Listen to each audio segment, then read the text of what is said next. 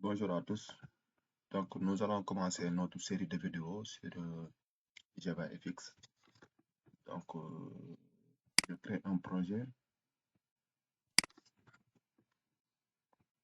n'est-ce pas? Nous allons créer un projet nommé, je peux l'appeler. Donc, ici, oui, on sélectionne bien JavaFX qui est là. Et ici, bon, pour l'instant, JavaFX maintenant supporte ici le JDK 11. Donc, si vous avez le JDK 8, il se pourrait que vous ayez des soucis, quoi. Donc, pour les gens qui ont JDK 8, je vous conseille d'installer la version 11 du JDK. Donc, ici, je vais mettre étudiant app. Je peux l'appeler étudiant app, le nom du projet. Ça, je vais définir maintenant l'emplacement mémoire du projet. Moi, je le mets au niveau de mes Java Project, n'est-ce pas? Ok, je laisse comme ça. Java Maven, oui, c'est un projet Maven. Ici, je mets sn. Group easy, n'est-ce pas? Et là, l'artefact ID maintenant, bon, ça c'est le groupe ID, hein. Ça c'est le groupe ID, ça c'est l'artefact ID. En général, maintenant, l'artefact ID par défaut a le même nom que le nom du projet, mais vous pouvez le modifier, hein, n'est-ce pas? Mais nous, on le laisse comme ça, n'est-ce pas? Le groupe ID, en général, c'est le nom de l'entreprise, n'est-ce pas? Le groupe ID, en général, c'est le nom de l'entreprise, mais on commence toujours par le domaine. Par exemple, SN, comme tout ce que vous voulez, point, le nom de l'entreprise, hein. Ok, on y va. Next. Et ici, ça, ce sont juste des librairies. Donc, nous, on n'a pas besoin de ces librairies. On crée. Je mets New Window.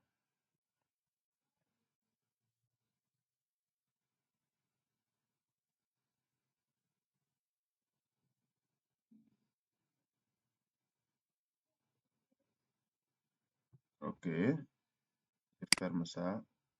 Je ferme ça. Je ferme ça. Je peux réduire ça. Donc, c'est ça, hein? C'est ça JavaFX. N'est-ce pas? Ça, c'est un projet JavaFX. JavaFX nous permet seulement d'avoir des interfaces graphiques au niveau de Java.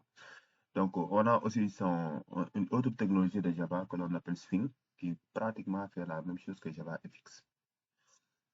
Ok. Donc, ce qu'on va faire en premier lieu, on va essayer d'exécuter le projet pour essayer de voir qu'est-ce qu'on aura avant d'y apporter des modifications. Ici, run.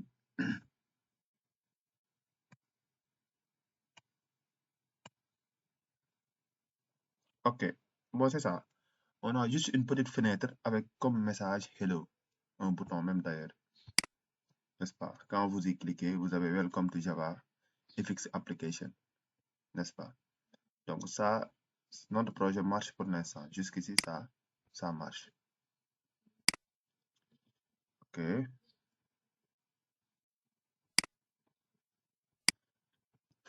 Ok. Donc, nous allons ici au niveau de la structure de notre projet. Dans le dossier SRC, dans le dossier SRC, nous avons un autre répertoire, un package main. Dans ce package, on a deux autres packages Java et c'est ici maintenant que nous avons dans ce dossier-là. Et si vous regardez bien ce que Maven a fait. Il a pris, par exemple, ça c'est la concaténation du groupe ID et de l'artefact ID, d'où le nom du projet, n'est-ce pas? Donc nous avons ici sn.group ici point étudiant. Pour ça, pour avoir accès aux classes, il faut entrer dedans ici.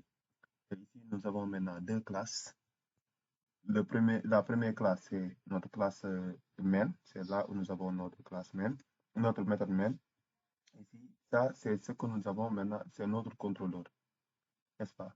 Maintenant, dans l'autre package ressources, nous avons maintenant un autre fichier qui est un peu nouveau pour certains, un fichier dont son extension c'est .fxml. Donc tout à l'heure, lorsque j'avais exécuté le projet, vous avez vu une petite fenêtre. Cette fenêtre maintenant, c'est ça. C'est ça la fenêtre que nous avons tout à l'heure. Et tout à l'heure, on avait un bouton Hello. Lorsqu'on y cliquait, on affichait un message. Et maintenant, lorsqu'on y cliquait, on appelait maintenant une action, on appelait une méthode. Donc, le fait de cliquer, c'est de faire une action. Maintenant, quand on y clique, c'est cette méthode qui est appelée. Et cette méthode-là, c'est cette méthode où on nous a affiché hello to JavaFX application. Et cette méthode est définie ici, dans hello. Donc, si vous regardez bien, on hello button click, c'est ce message que nous avions lorsqu'on y clique. Ça, cela veut dire quoi? À chaque fois maintenant que vous ayez un fichier .fxml, il va falloir que vous ayez un contrôleur que vous l'associez. Parce que les boutons qui seront, ou bien l'ensemble des composants qui seront définis ici, on les donne des ID ou bien des codes. Et ces ID-là, on les manipule à partir du contrôleur associé à ce fichier. C'est de ce fait, même lorsque je clique ici, regardez, normalement, vous avez vu, au niveau de VBox, regardez bien, regardez cet attribut. Vous avez un attribut nommé fx.controller. C'est ici maintenant qu'on va associer le contrôleur du fichier .fxml. Donc, ça veut dire quoi? Tu vas dire maintenant à ton projet que ce fichier fxml est associé à ce contrôleur hello controller, n'est-ce pas? Donc, c'était ça. Maintenant, nous, sans plus tarder, ce qu'on va faire en premier lieu, nous allons modifier les noms des classes, n'est-ce pas? Donc, hello controller, on peut laisser comme ça. Mais ce qu'on va faire, nous allons modifier par exemple ce nom-là. Rename, refactor, rename. On l'appelle pas, on l'appelle tout court app. Ça, c'est la classe maintenant. On l'appelle directement app. Ça, après, ce sera notre page de connexion. Parce que pour avoir accès maintenant aux autres pages, il faut d'abord que l'utilisateur se connecte. Donc, même ce fichier-là, on peut le supprimer parce qu'on n'en a pas besoin. On va le supprimer même d'ailleurs, n'est-ce pas? On va supprimer ce fichier. On va même supprimer ça, le dossier. On supprime le dossier parce qu'après, nous allons créer nos propres dossiers. On va supprimer le dossier. On peut aussi supprimer ça. Au niveau des ressources, nous supprimons les dossiers qui s'y trouvent. Et contrôleur ici, on peut même le supprimer encore.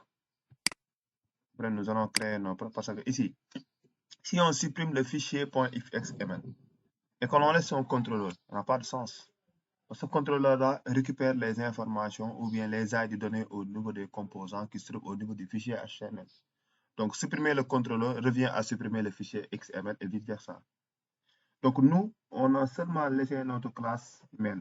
C'est la classe qui a, comment dirais-je, on peut même le supprimer. Hein? On peut même le supprimer et créer notre propre classe. Par exemple, ici. On peut même le supprimer. Comme ça. Delete away anyway. OK. Maintenant, on a supprimé pratiquement tout. Maintenant, sauf ce fichier-là. Ce fichier-là, donc ici, on a une erreur, c'est normal. Hein? C'est normal pour l'instant, on a une erreur. Mais après, on va la gérer tout de suite. On est d'accord? Parce que nous n'avons pas de classe maintenant. On va créer ça tout de suite. Ce fichier, on ne supprime pas. Require. Ici, on va mettre, par exemple, les packages ou bien les éléments nécessaires pour notre projet. On va les mettre ici. N'est-ce pas? Require. Ce qui est nécessaire, quoi. D'accord? Donc, la première chose à faire ici, c'est de mettre clic droit. Directement, on le crée ici. On va mettre clic droit, New, Java. Et ici, je vais créer maintenant une, comment dirais-je, je mets app. N'est-ce pas? Maintenant, je n'ai plus de problème. Hein?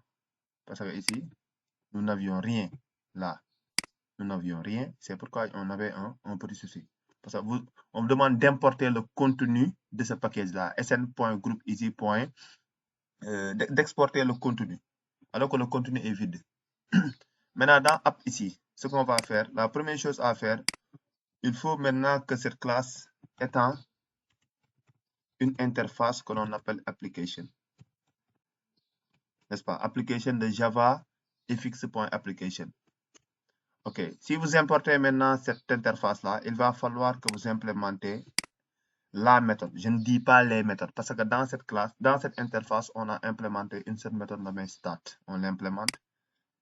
Implémenter une méthode, c'est juste lui donner un corps. On est d'accord. Maintenant, si nous implémentons cette méthode, qu'est-ce qu'on va faire? Nous allons maintenant créer notre propre page en mettant maintenant parent reçoit fxml loader point dot et ici get class point get resource. Et là, qu'est-ce qu'on va faire? Regardez bien ici ce qu'on est en train de faire. Bon, c'est ici, hein? Regardez bien ce qu'on est en train de faire. Nous demandons maintenant à la classe fxml-loader, mais plus précisément à sa méthode load, de charger un fichier .fxml ici. Mais c'est ici, mais getResource nous permet seulement de donner le chemin. Mais il se trouve ici, on a supprimé tous nos fichiers fxml. Donc, ce que je vous conseille, il faut venir au niveau de Resource, je mets clic droit, je crée un package new. Bon, oui, package directory, c'est la même chose. Oui, c'est la même chose. Ici, je crée un dossier nommé fxml, comme ça, fxml. On est d'accord? Et dans ce dossier, je vais créer un fichier nommé login, notre fichier de connexion, quoi. Donc, c'est un fichier fxml, je sélectionne ça et je mets login tout court. On est d'accord? Et regardez ce que je vous disais tout à l'heure. À chaque fois que vous créez un fichier fxml, un contrôleur du même nom est généré. Mais ici, on a une erreur parce que ce contrôleur n'est pas encore créé. Après, on va venir pour créer le contrôleur. Mais pour l'instant, nous gérons seulement ça. Maintenant, ce qu'on va faire ici, nous allons mettre le chemin de ce fichier-là. Cela veut dire que lorsqu'on lance l'application, le fichier qui doit être chargé, c'est ce fichier-là. Login, je mets ça. Login se trouve dans un dossier fxml. Et je mets login.fxml. N'oubliez pas de mettre aussi l'extension. N'oubliez pas de mettre l'extension.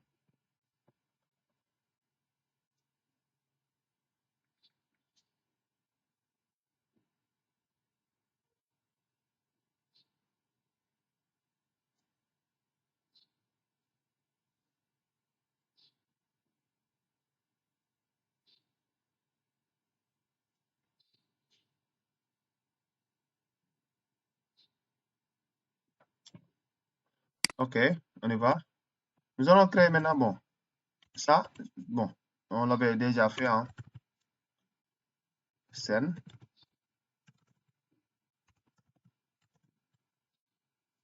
New.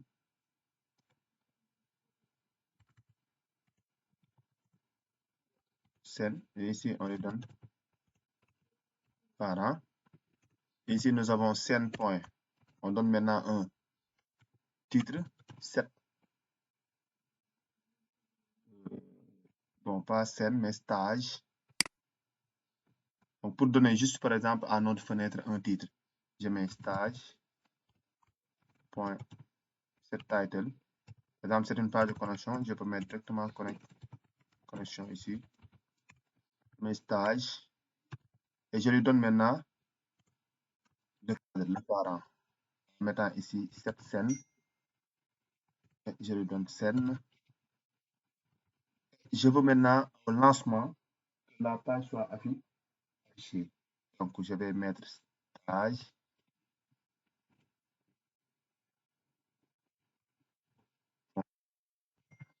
Show. Stage.show. Donc, la première chose à faire, c'est d'éditer l'interface application et implémenter cette classe, cette méthode. Et maintenant, ici, il reste à faire quoi? Il faut générer maintenant la méthode main, parce que ici, il faut que nous ayons la méthode main, parce que c'est la méthode d'entrée. Je mets ici PSVM. Dans la méthode main, on fait appel seulement à la méthode launch. Ça. Donc, c'est ça qu'on aura au niveau de notre fichier, de notre classe. C'est ça qu'on aura au niveau de notre classe. N'est-ce pas? On pouvait laisser maintenant la classe qui a été générée lors de la création du projet et le modifier. OK. OK. Maintenant, on va exécuter notre projet pour voir qu'est-ce qu'on aura.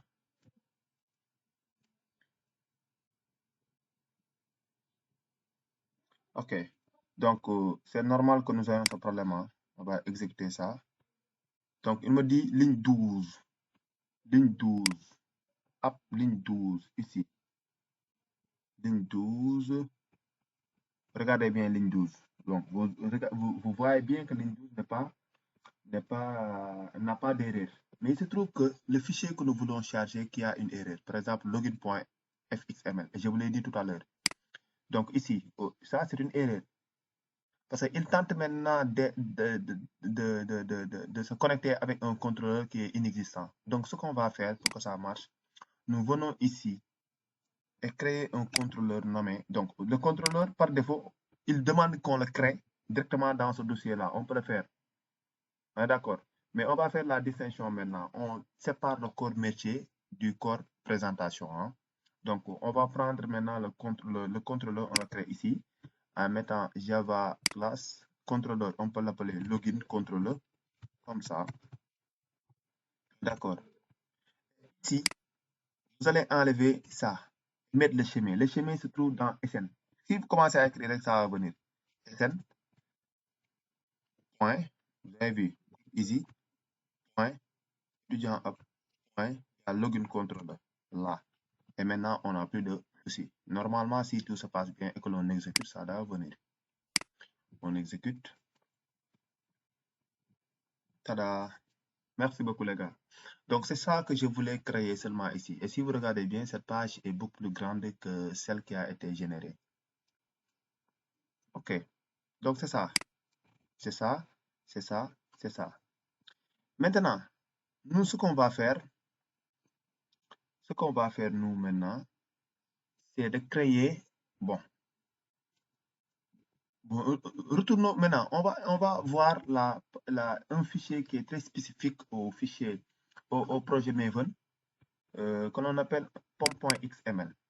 Pom.xml. C'est dans ce fichier maintenant que donc ça. XML aussi est un langage, hein, n'est-ce pas? XML. Donc ici, regardez ici, nous avons les informations caractérisant notre projet. Nous avons le groupe ID, ça c'est nous qui l'avons créé à la création du projet. Nous avons l'artefact ID.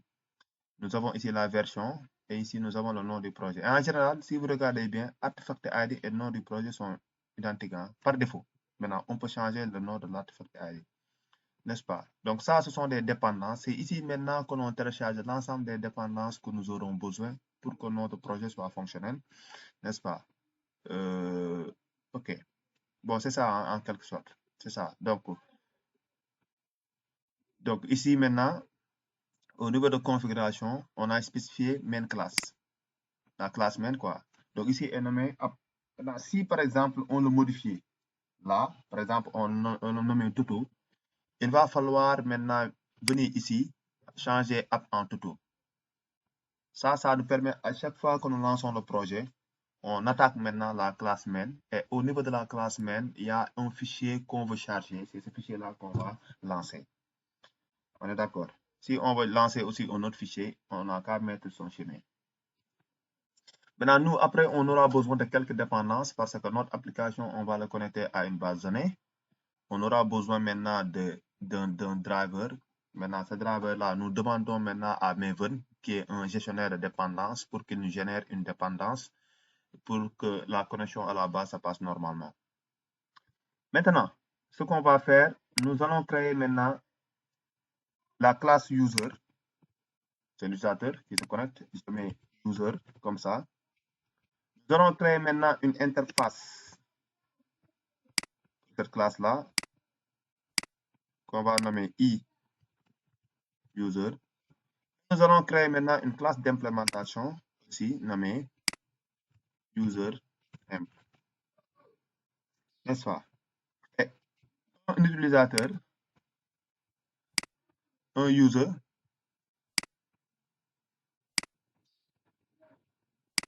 un user maintenant a 3 caractéristiques ici.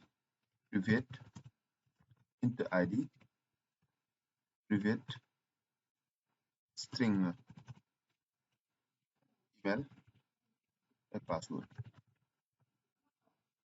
N'est-ce pas?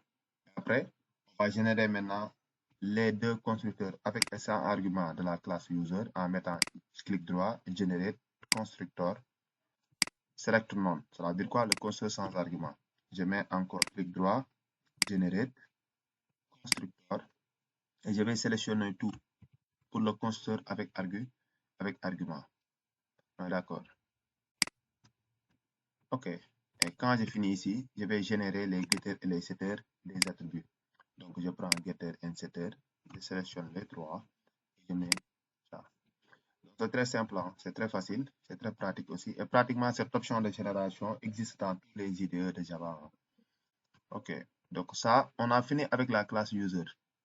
Nous venons maintenant au niveau de la classe de l'interface e-user. Et au niveau de e-user, ici, nous allons définir une seule méthode abstraite. Donc, ici, on les appelle des méthodes abstraites. Une interface n'est pas une classe. Une interface n'a pas d'attribut, ni de constructeur, ni de getter, ni de setter, ni de méthode. On y met seulement des entêtes de méthode. Les entêtes de méthode en Java, dans les autres langages, c'est ce que vous appelez prototype. Ici, maintenant, on les appelle des signatures de méthode ou bien des méthodes abstraites. Et ici, on va créer seulement une signature de méthode nommée public user. Je peux l'appeler se connecter. Se connecter prend en paramètre de string et password. N'est-ce pas? Donc, e-user, on crée seulement cette méthode abstraite nommée se connecter qui prend en paramètre un email et un password. Si l'email et le password sont valides, on retourne maintenant l'utilisateur qui s'est connecté. Et maintenant, pour implémenter cette méthode, il va falloir que nous implémentons cette interface. Et pour implémenter cette interface, nous venons au niveau de la classe user-impl comme ça. Et la première chose à faire, c'est implements e-user. Il faut juste aussi comprendre qu'à chaque fois que vous avez une interface dont vous avez défini au moins une méthode abstraite, lorsque vous l'implémentez, aussitôt vous avez une erreur. L'erreur maintenant, c'est quoi? On vous demande seulement au niveau de cette classe de redéfinir la signature de méthode ou bien la méthode abstraite définie dans cette interface. Donc, quand je viens ici, implémenter ces méthodes, je clique, on me montre maintenant les méthodes à implémenter. C'est une seule méthode, se connecter. Je clique, aussitôt maintenant, ici, nous avons quoi? On nous demande maintenant seulement de donner un corps à cette méthode-là. Mais il se trouve que nous vérifions maintenant l'email et le password au niveau de la base de données. Alors que nous n'avons pas encore une base de données. Même si on a une base de données, on n'a pas encore fait la connexion à cette base.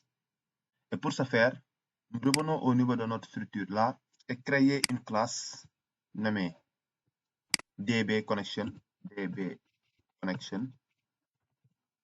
Dans dbConnection, c'est une classe qui a été déjà définie. Donc nous, ce n'est pas la peine à chaque fois de redéfinir cette classe. Cette classe pratiquement reste inchangée. Qu'est-ce qu'on va faire? Je vais venir au niveau d'un projet ici. Et là, si vous regardez bien, j'ai besoin de ça. Tout ça, je copie, je viens ici, je colle. Ah, d'accord, je viens là et je colle. N'est-ce pas? Ici, si vous regardez bien, après on va essayer d'expliquer la classe. La classe ici, on a seulement des méthodes, des attributs et des méthodes qu'on a définies. Mais ici, j'ai une erreur. L'erreur, c'est quoi? L'erreur, c'est quoi? Parce que ici, n'oubliez pas que ce fichier-là, module info.java, c'est dans ce fichier que nous allons mettre l'ensemble des packages nécessaires dans notre programme. Donc, qu'est-ce que j'ai fait? Je viens ici au niveau de module info et je vais require java.sql. Là. Quand je mets java.sql, quand je reviens au niveau de dbConnection, normalement, je ne devais plus avoir de problème. Donc, c'est juste ça. Hein? Require le package au niveau de module info.java. OK. Dans cette classe maintenant, on a ici l'objet de type connection. On a l'objet prepare statement. Connection, ça nous permet d'ouvrir la connexion. Ça nous permet de préparer les requêtes. Ça nous permet d'avoir les requêtes de type, le résultat des requêtes de type select. Et ça nous permet seulement de récupérer le résultat des requêtes de type mise à jour. Et quand on dit des requêtes de type mise à jour, on fait allusion au insert into, update et delete. Et ici, nous avons maintenant ce qu'on appelle la chaîne de connexion, n'est-ce pas?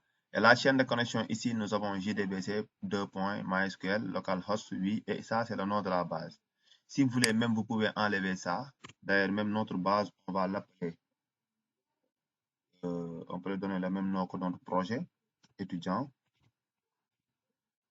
n'est-ce pas? Étudiant, underscore app, underscore DB. Ça, on peut le faire. On peut même faire autre chose, créer ici une base de données, string, je l'appelle database, et on lui donne ça. On coupe, on lui donne ça ici.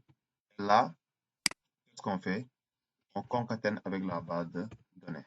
Ça aussi, c'est possible. Donc, ça, c'est virgule, point, virgule. Ça même, on peut le faire aussi. Hein. On peut aussi faire ça. On peut même, par exemple, détacher encore ça. Ça.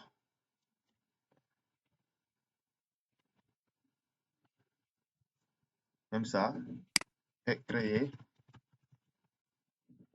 Oui.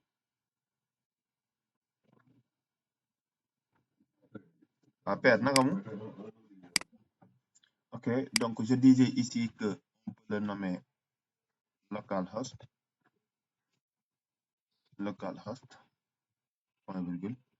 On le met maintenant. On met ici notre variable host ici.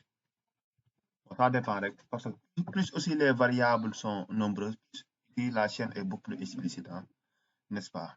Donc, on peut faire ça. Et maintenant, ici, donc, je peux même mettre même en commentaire pour certains. Donc, ça,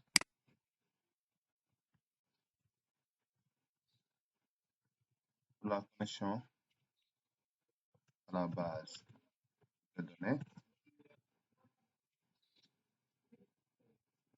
L'autre, c'est pour les requêtes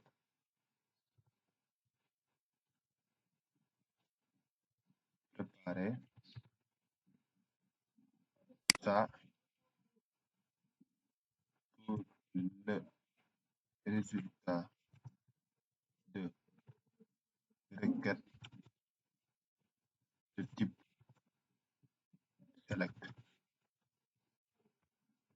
Et deux, c'est pour les résultats de requête de type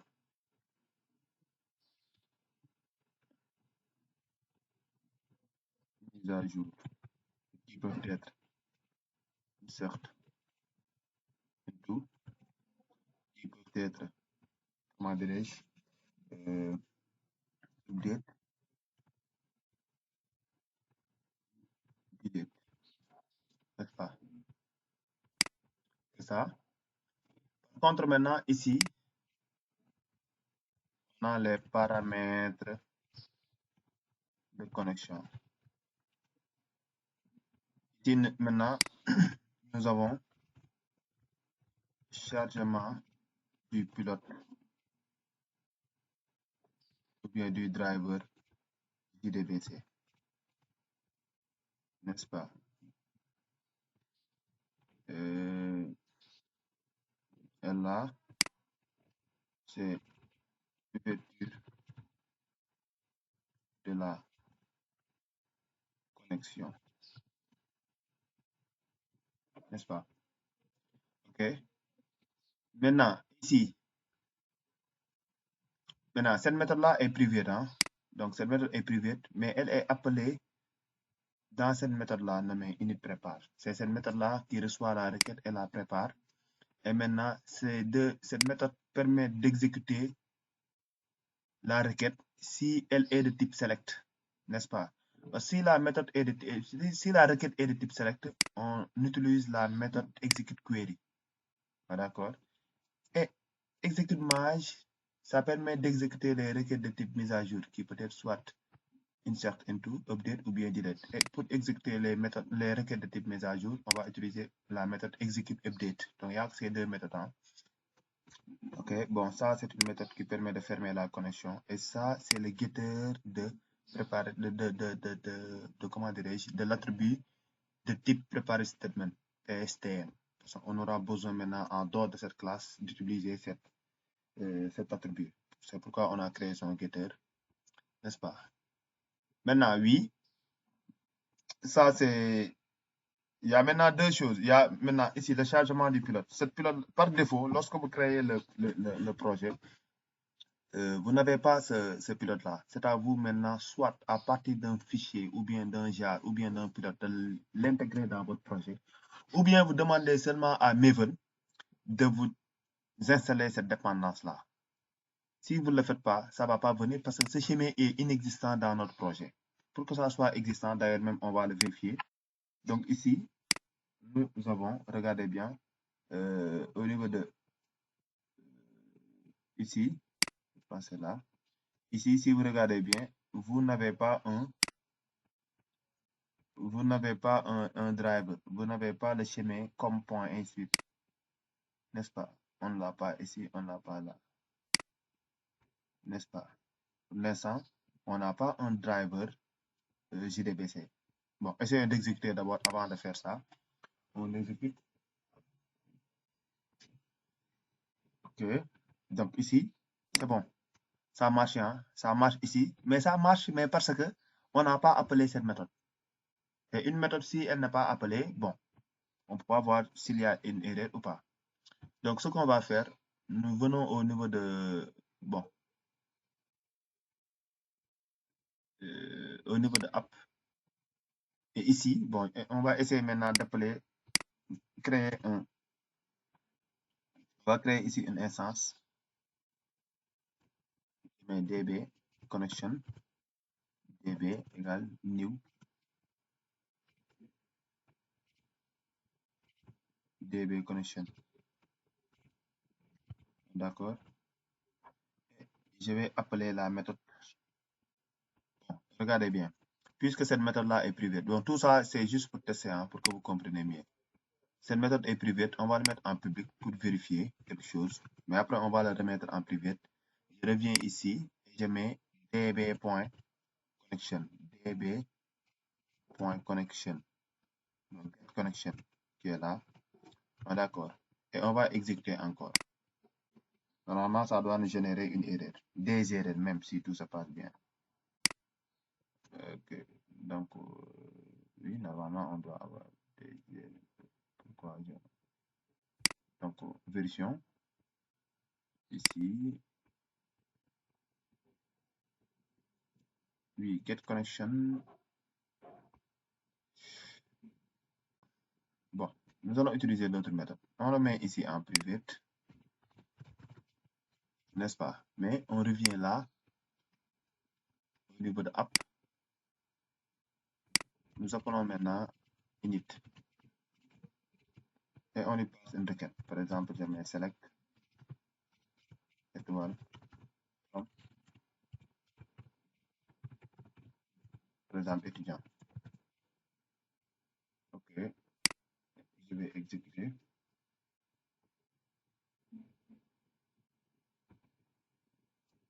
Pourquoi je n'ai pas d'erreur? Pourquoi je n'ai pas d'erreur? Parce qu'ici, on n'a pas encore le driver. En plus, nous n'avons pas. Bon, j'enlève ça. J'enlève ça. Je le mets. Bon, supposons que je le mette en haut ici.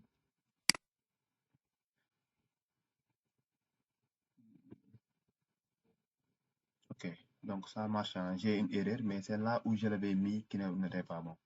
Ok, donc regardez l'erreur. L'erreur, c'est quoi? D'ailleurs, c'est ce que je vous avais dit tout à l'heure.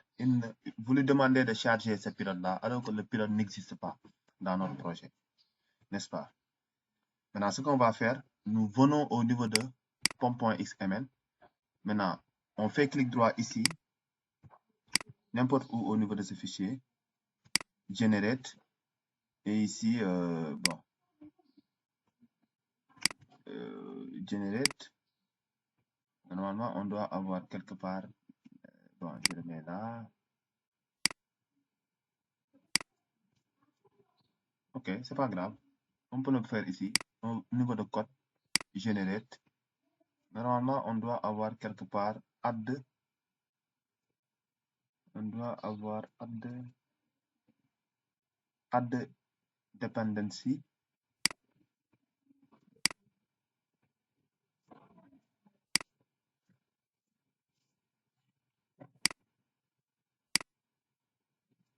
Je ne vois. Ah bon. Arrêtons d'abord l'exécution du programme d'abord. On arrête ça d'abord. Et on vient ici au niveau de code generate. Pourquoi je ne l'ai pas? Attendez.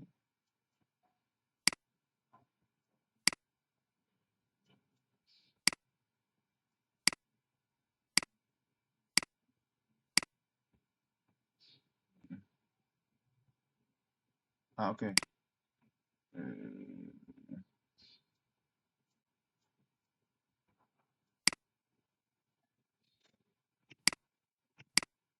Normalement, quand je mets clic droit et que je mets generate, on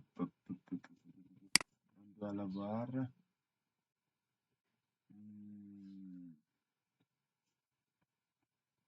Ou bien ici, code generate. Pourquoi je n'ai pas l'option?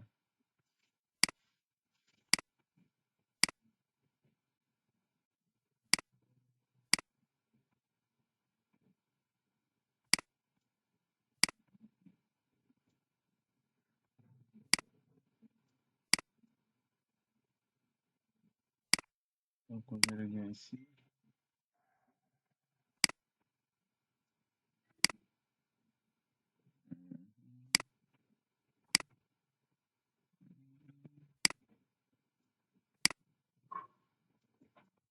Je recherche. Donc, je mets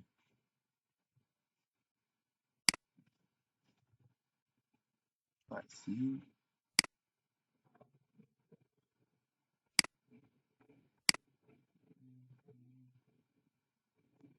Donc, je viens ici.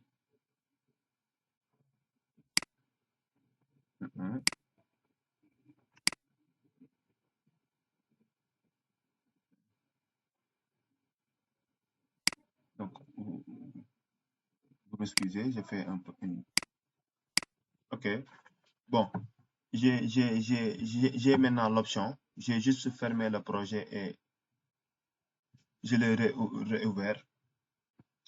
Et j'ai ça. Hein? Ok. J'ai ce que je vous disais tout à l'heure. Clic droit, generate. Et ici, voilà. Je vais ajouter. Je n'avais pas tout à l'heure cette option-là. Add dependency. Et ici, notre dépendance, c'est MySQL. Je le recherche ici. MySQL connector. N'est-ce pas? Et on prend le premier. Ça. MySQL connector. Ici, on a add. N'est-ce pas? On ajoute ça, cela veut dire quoi? On demande à Maven de nous télécharger la dépendance et de nous l'ajouter au niveau du fichier pom.xml. N'est-ce pas? Donc ici, on l'a ajouté. On n'a plus add. Quand on déroule là, donc c'est ça, cette dépendance-là. Donc toutes les dépendances seront ajoutées au niveau de la balise dependency. Ça. Mais attention, pour que maintenant cette dépendance qu'on vient de télécharger soit prise en compte, parce que regardez, quand on revient ici, on n'a pas encore la dépendance. Pour ce faire, il faut mettre à jour Maven en cliquant seulement là. Load Maven change. Et aussitôt, regardez, on l'a ici. On a maintenant notre dépendance qui est là. OK. On revient maintenant au niveau de app.java. Exécuter encore pour vérifier est-ce qu'on aura cette même erreur. OK. Donc ici, ça, c'est pas une erreur. Hein. Ça, c'est pas une erreur. Quand je reviens. Donc, on a appelé la même erreur. Ça veut dire quoi? Il nous dit que la classe ou bien ce chemin qu'on est en train d'utiliser est déprécié, quoi. N'est-ce pas? Et révolu. On n'utilise plus. N'est-ce pas? Mais ça marche. Peut-être nous avons une autre erreur maintenant. L'erreur, c'est quoi? Sûrement, c'est ligne 26. Regardez bien. Ligne 26. Ligne 26, on revient au niveau de DB, connection. Sûrement, c'est une erreur de base de données parce que la base n'est pas encore créée. Hein? Ligne 26. N'est-ce pas? C'est ça. La connexion ne s'est pas bien passée parce que la base n'est pas créée. Donc, ce qu'on va faire, nous allons copier ça et aller créer notre base de données. N'est-ce pas? Donc, ça, comment dirais-je? Donc, bon, on peut même ici mettre un message sur connexion réussie, comme ça, n'est-ce pas? Et nous venons ici au niveau de notre base en mettant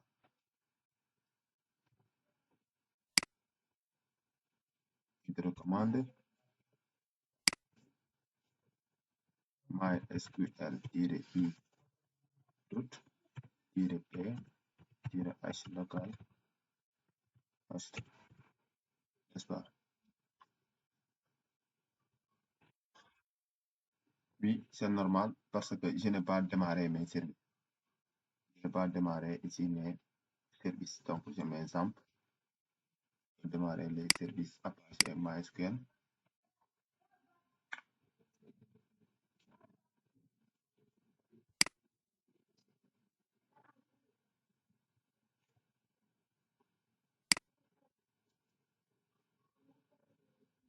OK. Maintenant, avant même de créer la base, alors je pense que, donc, on va exécuter encore pour voir le type d'erreur qu'on aura ici. OK, voilà. Je voulais voir cette erreur-là parce qu'on n'avait pas démarré nos services MySQL. Un no database, par exemple, la base de données n'est pas encore créée. Donc, ce qu'on va faire, venir ici, appeler la commande pour se connecter. Ici, OK, je mets create database, le nom de la base, entrée. Et ici, je reviens, j'exécute. OK, ça marche. Ça marche maintenant. Connexion réussie. Ça marche, la connexion elle est réussie. OK. Maintenant, on peut continuer avec la base. Hein. On crée par exemple la table seulement utilisateur, n'est-ce pas? Donc, je peux même revenir au niveau de app, enlever ça parce qu'on n'en a pas besoin. On ne va pas tester ici, n'est-ce pas? On ne va pas tester ici. Enlever ça.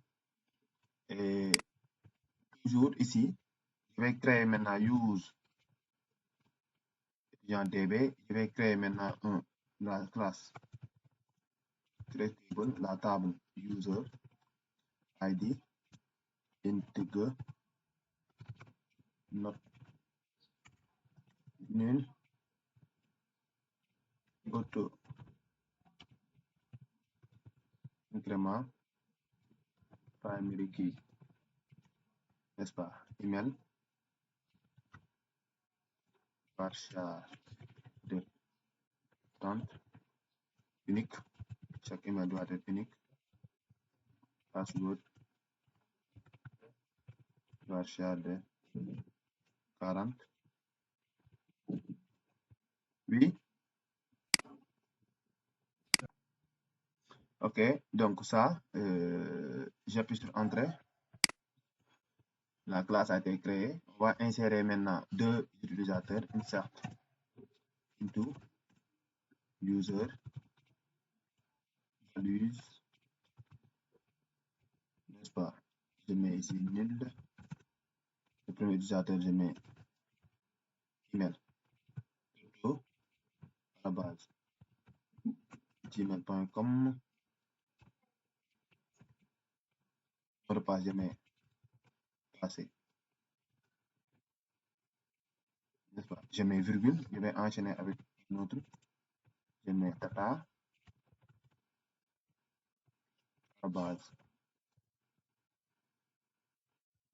gmail.com.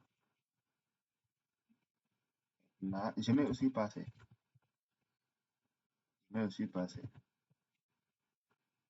Je mets select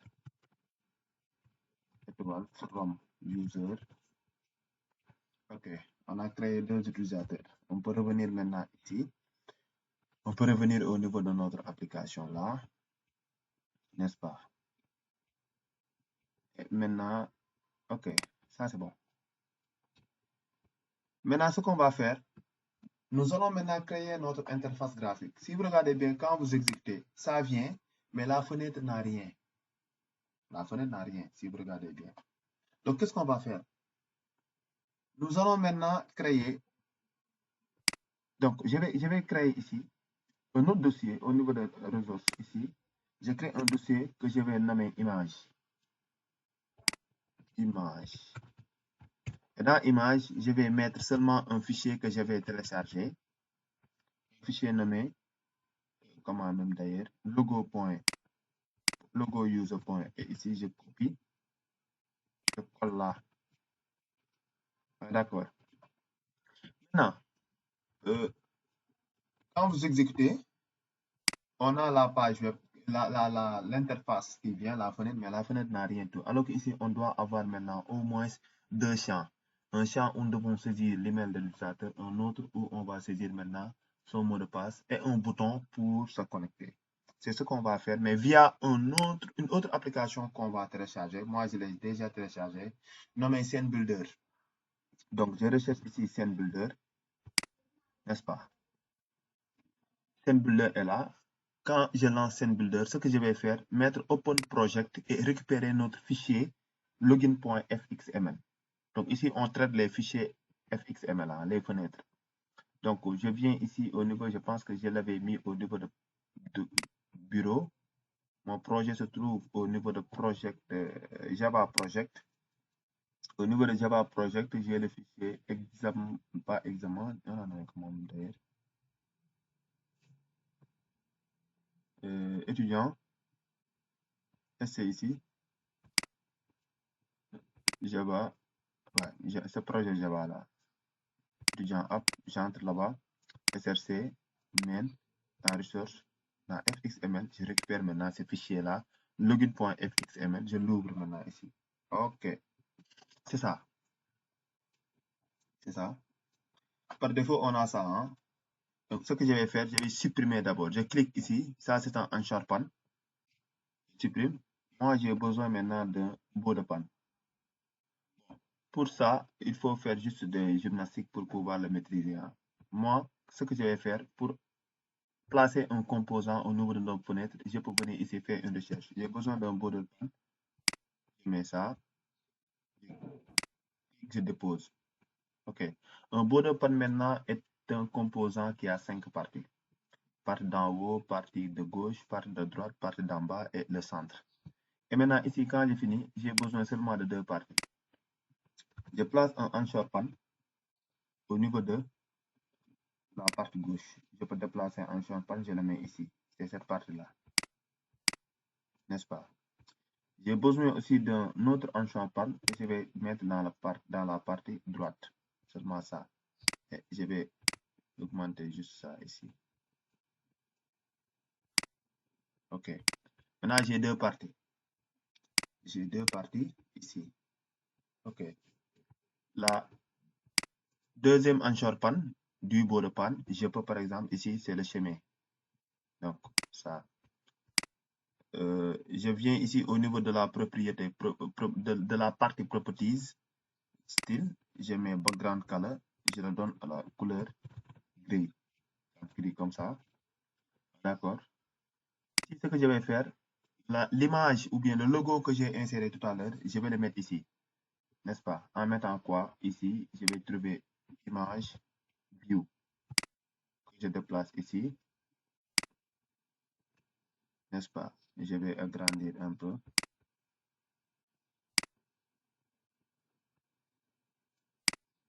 Encore un peu. Ici, je vais mettre maintenant une image. Quand je clique ici, Ici, je vais récupérer maintenant le chemin de l'image. Je clique là, resource, image, je récupère ça, et je le place ici. N'est-ce pas? Je peux déplacer maintenant l'image, comme ça. D'accord. Et ici, je vais mettre du texte. Je mets texte que je mets là. Non, pas ça. Texte. Ici, je mets connexion. Donc, je vais modifier un peu. Correction là. Je grandis un peu la taille. Comme ça. Je déplace ici. N'est-ce pas? Et je vais créer un autre texte que je vais appeler, que je vais mettre ici. Je mets email. Là. Email. Je vais augmenter un peu sa taille. N'est-ce pas? Après email, je crée un text field, un champ de saisie. Un champ de saisie que je vais augmenter ici un peu. Et là, je mets prompt. Prompt texte, cela veut dire quoi? C'est comme lorsque vous faites du HTML, c'est placeholder. Donc, je peux dire votre email ici. Ah, d'accord. Je mets encore texte. C'est password. Là, je vais augmenter. Bon, ça, c'était quelle taille? 22. Donc, ici, je vais prendre la taille aussi. 22. Et je vais créer un autre text field. Mais ici, je ne vais pas prendre text field parce que quand je mets text field, quand j'écris le mot de passe, c'est visible. Alors qu'en écrivant le mot de passe, celui-ci ne doit pas être visible. Donc, ce que je vais faire, je vais utiliser password field. Password field. Password field ici. D'accord. Et je vais agrandir un peu ça. OK. Et ici, je mets encore votre mot de passe ici. Et un bouton.